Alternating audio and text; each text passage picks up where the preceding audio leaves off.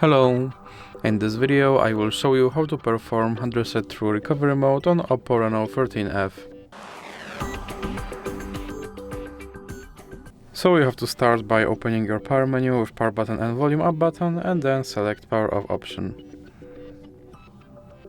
And now when your device is completely powered off, you will have to press power button and volume down button at the same time and hold it for a few seconds.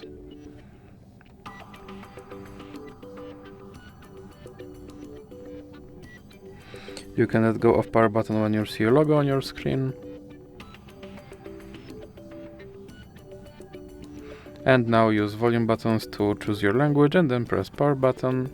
And now you have to press power button on format data. And here you have to enter verification code. And then click format. Then click OK.